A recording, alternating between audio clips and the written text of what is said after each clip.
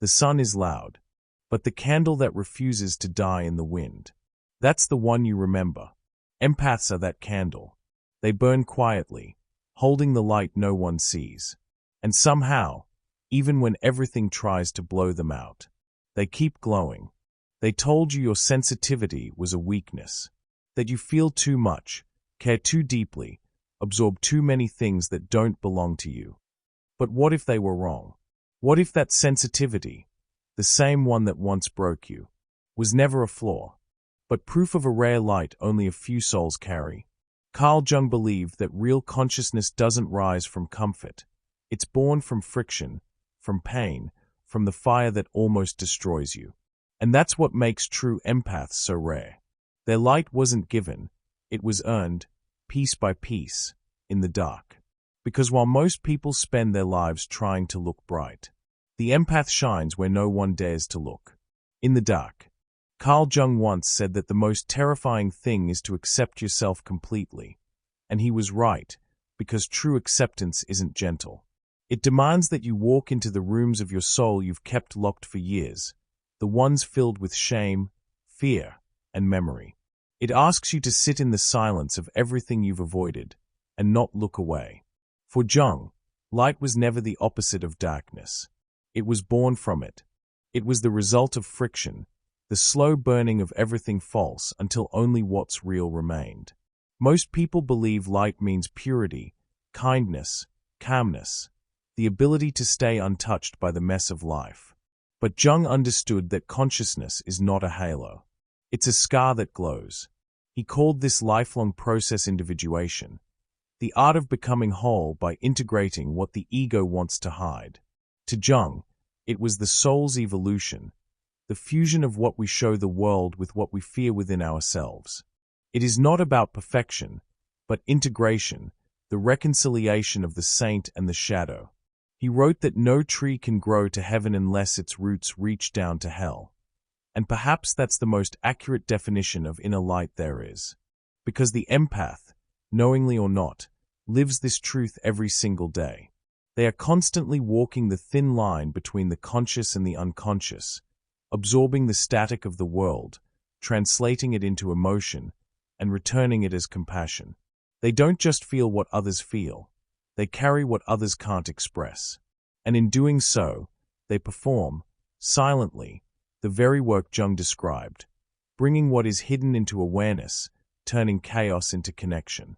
The glow people perceive in an empath is not softness, it's the residue of transformation. It is what remains when suffering no longer defines you but refines you. That light doesn't come from peace, it comes from survival, from the long nights spent decoding pain until it made sense. Every empath has learned, consciously or not, that healing is not about avoiding darkness, but about befriending it until it reveals its lesson.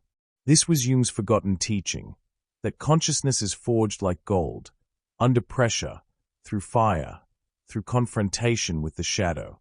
The empath's light, then, is not a divine gift. It is an earned radiance, shaped by heartbreak, by empathy's fatigue, by choosing to remain open in a world that numbs itself to feel safe. When someone says, "You have such a calm energy," they don't realize they are feeling the echo of a long internal war, the discipline of someone who turned pain into patience and sorrow into presence. They are witnessing the aftermath of emotional alchemy, the quiet result of someone who refused to close their heart even when it would have been easier. And maybe that's what Jung meant when he compared consciousness to fire. It consumes, yes, but it also illuminates. It burns through illusion, leaving only what's essential.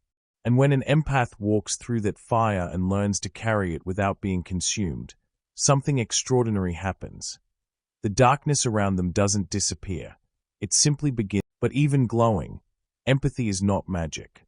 It's biology refined by experience, a form of deep perception that merges emotion and intuition into something the scientific world is only beginning to understand.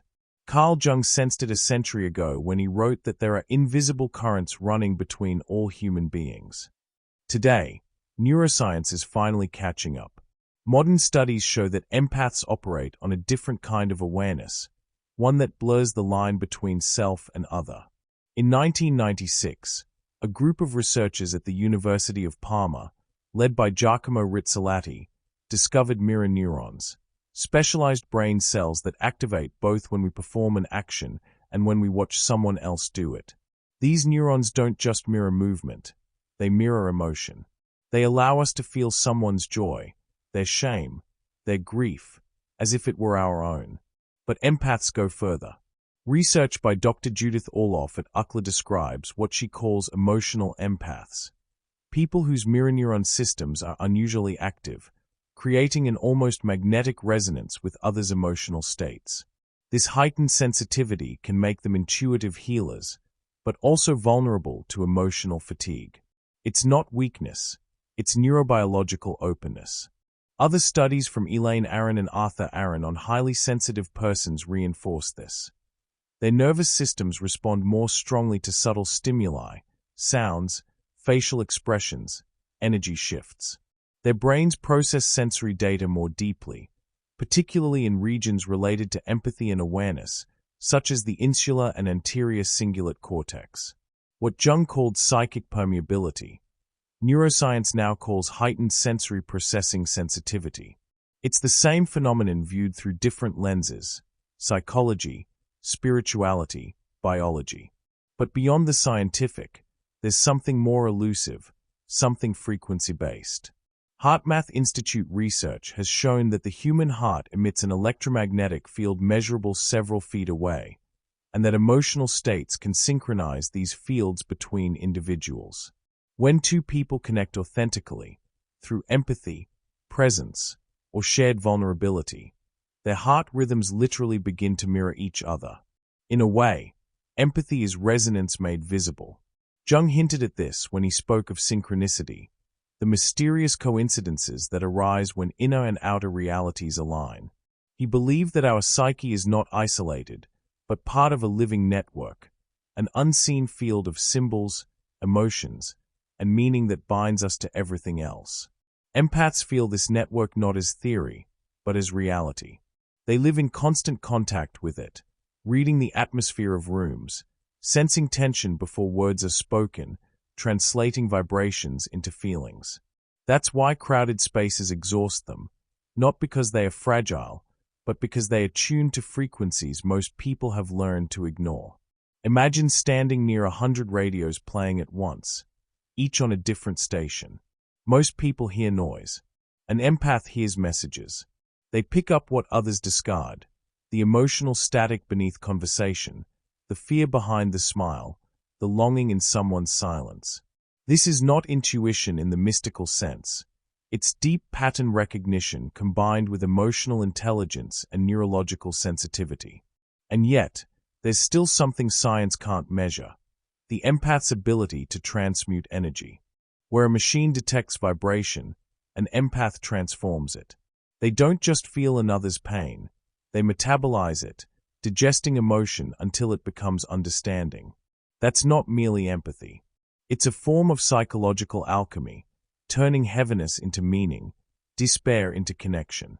It's what Jung described as the opus of the soul, the lifelong process of transforming the unconscious into awareness. Every empath, whether they know it or not, is both scientist and mystic. Their mind is an instrument, their heart an antenna, constantly tuning into frequencies most people never hear. That's why solitude feels like medicine. It's not loneliness, it's recalibration. It's how their nervous system returns to coherence after being flooded by other people's frequencies. And perhaps that's the hidden truth Jung saw but never fully articulated. That empathy is not just compassion, it's communion.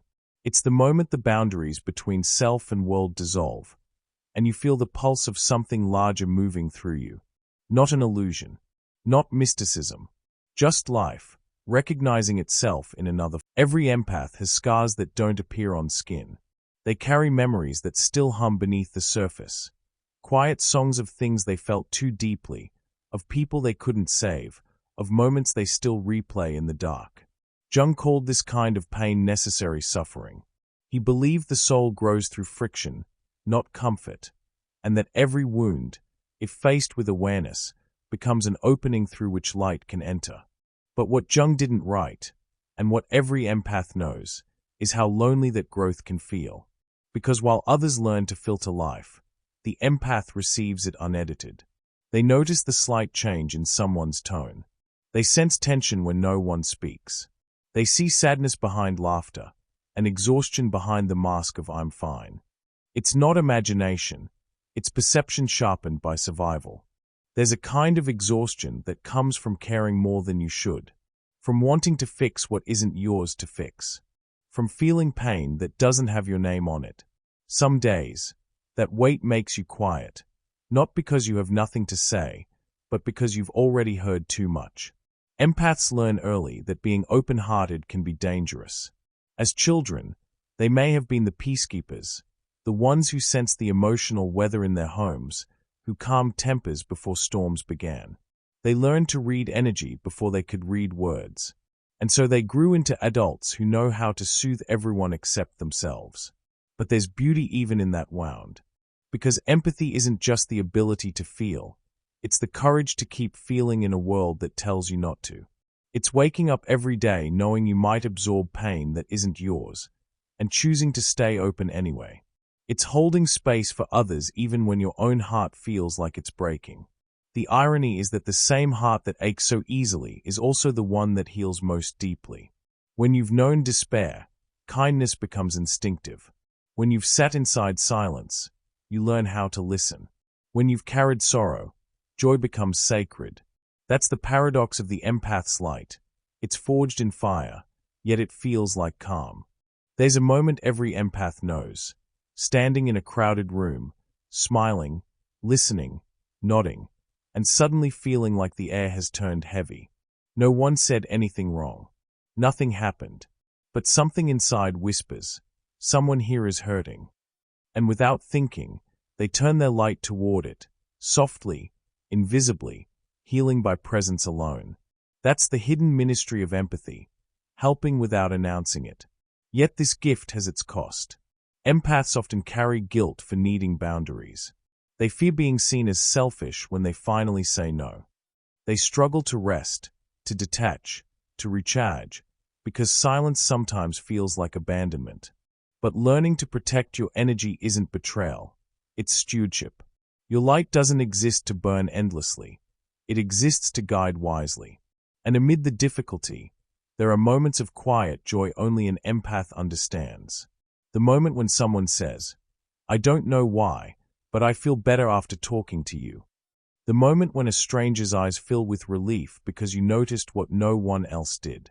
The peace that comes from simply being, not fixing, not absorbing, just being a calm presence in the chaos. That's the empath's reward, witnessing transformation that no one else even sees happening. Jung once wrote that the wounded healer heals others because he has been wounded himself. It's not romantic, it's real. Your capacity to comfort others came from the nights you comforted yourself. Your wisdom came from what broke you. Your gentleness is the child of your pain. And so, even if the world never applauds your light, know this. It is seen, not by everyone, but by those who need it most. Your glow isn't loud. It's faithful. It stays when others leave. It warms even when you're tired. And it was never meant to blind the world, only to remind it that kindness still exists. Every gift carries its shadow, and empathy is no exception. When the capacity to feel becomes the compulsion to absorb, the line between presence and possession dissolves. The empath stops witnessing pain and starts wearing it. Jung would call this an unconscious identification. The ego fuses with a role, healer, savior, rescuer, until the person forgets they are a self before they are a function. The light becomes too bright, and it burns. Shadow begins where limits end. What looks like kindness may secretly be appeasement. What seems like care may be fear of abandonment. What sounds like patience might be avoidance of conflict at all costs. The empath, trained by early atmospheres to scan rooms for danger and to preempt storms, can mistake hypervigilance for love. It isn't love. It is survival wearing a halo. And survival, prolonged, turns into fatigue. compassion fatigue in the mind, adrenal fatigue in the body, a quiet erosion of joy that no superficial rest can repair. Jung warned about inflation, the psychic swelling that happens when the ego identifies with an archetype. For the empath, the archetype is the wounded healer. In its light aspect, it generates presence, depth, and mercy. In its shadow aspect, it creates a subtle messiah complex, a gravitational pull toward brokenness, a belief that if I don't hold it, it will fall apart. This is not humility. It is overreach. It is the persona of the helper expanding until it colonizes the inner life, leaving little room for spontaneity, desire, or play. The self begins to orbit others' needs. The center moves outside. Where there is inflation, there is also projection. The empath who cannot tolerate their own anger will meet it in others and try to soothe it. The one who refuses to admit their exhaustion will attract relationships that demand constant strength. The one who prides themselves on being light will often avoid those who mirror their sadness, calling it heavy energy when, in truth, it is simply an invitation to honesty. Shadow is not the enemy. It is unspent life. Everything we don't claim returns as fate, Jung wrote, and the empath who refuses to feel their edges will live at the edge of collapse. Clinically, the pattern has names: codependency, enmeshment, fusion of boundaries, fawning, the reflex of pleasing to stay safe, somatization, the body speaking when the mouth cannot, autonomic dysregulation, a nervous system that never returns to rest. In daily life, it shows up in simple ways: saying yes while your chest says no, feeling guilt for resting, confusing someone else's urgency for your purpose, feeling anger and converting it into self-blame, waking up light and ending the day heavy without knowing why. The body perceives before the mind: a stiff neck, shallow breath, a fatigued coffee can't touch. The shadow speaks somatically. There is also the shadow of purity, the idea that being light means being endlessly calm, perfect, above conflict. That is not light, it is persona. True light includes fire. It can say, I'm angry, I'm tired, I need space, without turning boundaries into guilt. Boundaries are not walls against love. They are the shape that love takes when it includes you. Without them, empathy mutates into ingestion. You don't accompany, you assimilate. You don't witness, you merge. And where merging becomes chronic, resentment grows like mold in the dark, quiet, sticky, and disowned. Jung's map is merciful here. What we call shadow is often disowned vitality. The anger you suppress is the same energy that could defend your rest. The sadness you postpone is the current that could deepen your compassion. The desire you silence could reignite the creativity that caregiving once drained. When the light becomes too bright, the remedy is paradoxical. Dim it inwardly, not to hide, but to re-enter yourself. Bring the beam home. Turn the lantern around and illuminate the room you live in. And when the empath finally steps back from inflation, when the healer stops needing to be needed, something quiet and extraordinary returns: perspective. You remember that other people have a soul, and a soul has its own path. You are not their path. You are a light along the way. You remember that love without freedom isn't love. It's control dressed as care. You remember that saying no to what drains you is saying yes to the integrity of your gift. The light doesn't lessen. It concentrates. This is the threshold between burnout and wisdom. The moment you accept that your light was never meant to be the room, only the lamp. Not the ocean, just a shoreline. Not the cure, only a companion to healing that each person must choose for themselves. In Jung's language, it is the ego stepping out of the archetype and back into a human life, where wholeness outranks usefulness, and the self is no longer sacrificed at the altar of goodness. When the light becomes too bright, step into shadow consciously. Sit, breathe, name, feel, integrate, and watch what happens. The glare softens into glow, the urgency relaxes into presence, the savior dissolves, and the person appears. It is from this grounded center that the empath's gift becomes sustainable, And it is from here that the journey naturally turns toward the next step, turning pain into practice, sensitivity into method, and light into a path. Integration always begins where resistance ends. When the empath finally stops fighting their shadow, when they no longer rush to fix, rescue, or prove, something subtle starts to shift. The silence that once felt unbearable becomes breathable. The same darkness that once threatened to consume them begins to whisper. And in that whisper lies the truth. The light was never outside. It was waiting beneath everything they were trying to avoid. Jung taught that consciousness expands through confrontation, not avoidance. Pain is not the punishment, it is the passage. The moment you stop running from your wounds and turn toward them with curiosity instead of fear, they begin to dissolve into understanding. What was once chaos becomes context. What once broke you begins to shape you. That's how awakening happens for an empath, not through transcendence, but through descent. You go down before you rise. You face what you feel until it tells you what it came to teach. And the same sensitivity that used to drain you now becomes your most accurate form of perception. You stop asking, "Why do I feel so much?" and start asking, "What is this feeling showing me about life?" Because feeling is not the opposite of knowing. It's the beginning of wisdom. When emotion is met with awareness, it transforms into insight. That's why Jung described individuation as the meeting point between the conscious and the unconscious, where pain becomes language, and language becomes light. The empath who has walked through shadow begins to see differently. The world no longer feels like a battlefield of energies but a field of mirrors, each reflection showing what still lives inside. You start noticing that you no longer absorb emotions, you translate them. You no longer drown in other people's storms.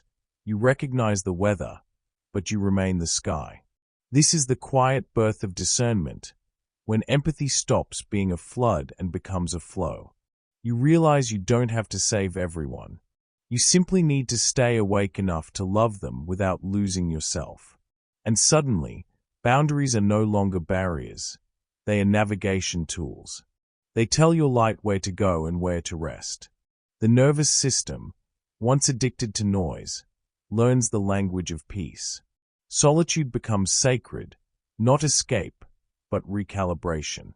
You begin to understand that silence was never emptiness, it was instruction. Every pause, every breath, every still moment is a conversation between your light and your life. And then, without announcement, you notice the transformation. The same sensitivity that once overwhelmed you now allows you to perceive beauty in microscopic detail, in the tremble of a voice, in the pause between words, in the gentle patterns of things that go unnoticed. You no longer fear your empathy, you trust it, because it no longer controls you, it informs you. Jung believed the purpose of individuation was not perfection but wholeness.